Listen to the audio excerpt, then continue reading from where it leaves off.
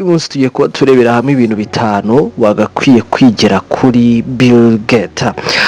Igisobanuro cy'ubuzima kiratangaje cyane, abo twifuza ko babo batandukanye cyane n'abo bahoze bari bo.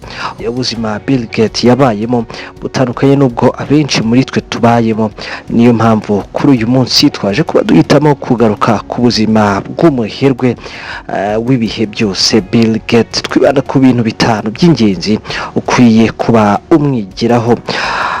Bill Gates rero ntiyajyaga atsinda mu ishuri mu buryo bworoshye. Hari ikizamini kimwe yigeze guhabwa kugira ngo abashe kwinjira mu ishuri ryigenga cyangwa se mu mashuri twita aya private, nubwo we n'ubundi atifuzaga kuba yiga muri mene aya mashuri cyangwa se muri aya mashuri aya yigenga, ariko byaje gutuma n'ubundi kuko yagombaga kuzavamo umwe mu baherwe bakomeye ndetse akazavamo Bill Gates, ntibyaje kuba bibuza ko uyu mugabo atsinda. Byaje kuba birangira abonye iri shuri, birangira akomeje kwiga.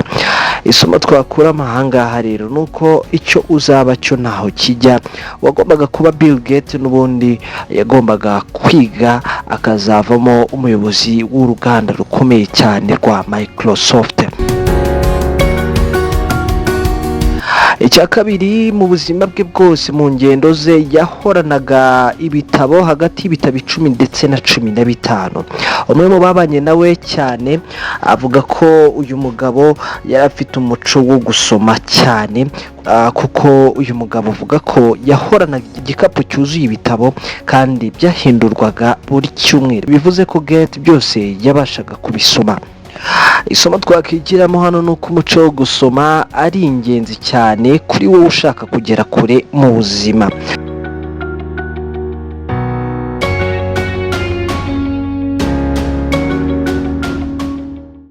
Ikintu cya gatatu twakwigira kuri uyu mugabo nuko kubera gukunda gusoma, rimwe ubwo yari ku kibuga cy'indege cya New York yashatse gusoma ibinyamakuru abura amafaranga ahagije yo kwishyura ikinyamakuru, nuko wacuruzaga ibinyamakuru akajya abimuhera ubuntu. Nuko Bill Gates amaze kuba umuherwe wa mbere ku isi, ntabwo yaje kuba yibagirwa wa mugabo, ahubwo yagiye kumugororera. Isomo twakwigira kuri ibi nuko yazirikanye aho yavuye ndetse akazirikana abamugiriye neza mu rugendo rwe rwa mbere yuko aba umuherwe ku isi. Bill Gates yagiraga igihe kimwe agafata icyumweru kimwe cyo gutekereza cyane. Mu myaka yashize uyu mugabo yatangiye umuco wo kujya afata icyumweru cyo kuba ari wenyine kugira ngo atekereze neza, agasoma ibitabo kuko yagendanaga agakayi ndetse n'ikaramu ko kwandika ibyo yamaze kuba asoma. Icyo twakigera kuri ibi nuko rimwe na rimwe tuba dukeneye umwanya wihariye wo kwitekerezaho ubwacu. Icya gatanu ari nacyo cya nyuma twakigera kuri uyu mugabo nuko yajyaga yandika amabaruwa akayoherereza amakaminuza y'ubushakashatsi. Ahanini izi baruwa zabaga zisaba amakaminuza y'ubushakashatsi gukora ku mishinga yo kwita ku bakene bo mu bihugu bikiri mu nzira y'amajyambere, bagenerwa iby'ibanze mu buzima. Gusa abo yandikiye bose bigaragazwa ko batigeze bamusubiza.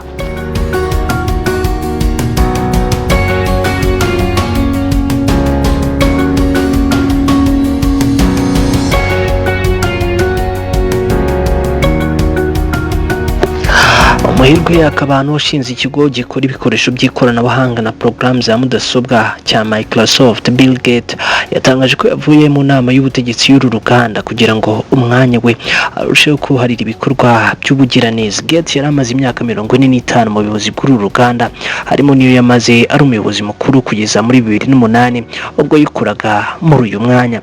Mu itangazo Bill Gates yashyize ku rukuta rwe rwa LinkedIn yavuze ko ahisemo kuva mu nama y'ubutegetsi ya Microsoft Microsoft kugira ngo ajye guha umwanya munini ibikorwa by'urukundo ku isi hose mu buzima, iterambere, uburezi ndetse no kongera uruhare mu kurwanya ihindagurika ry'ibihe. Yakomeje agira ati ndishimye ndetse mbona icyiciro gikurikiyeho nk'amahirwe yo gukomeza ubucuti ndetse n'ubufatanye bufite icyo buvuze gikomeye kuri njye, gukomeza gutanga umusanzu mu bigo bibiri bintera ishema ndetse no gushyira imbere ukwemeza kwanjye mu gukemura zimwe mu mbogamizi zikomereye isi. Umuyobozi wa Microsoft Satya Nadella yavuze ko byari iby'agaciro mu gihe cyose yamaze akorana na Bill Gates. Yamushimiye uko babanye ndetse yizeza ko bazakomeza gukorana mu rwego rwo kurushaho kugera ku ntego za Microsoft. Bill Gates afite amateka akomeye ku isi kubera uruhare yagize mu guteza imbere ikoranabuhanga binyuze mu ruganda rwa Microsoft yashinze afatanyije n'inshuti ye y'umubwana na Paul Allen waje kwitaba Imana muri 2018. Microsoft yamenyekanye cyane mu mwaka w'1980 ubwo yasinyaga amasezerano n'uruganda rukora mudasobwa rwa IBM yo kurukorera porogaramu y'ibanze muri mudasobwa ya MS-DOS.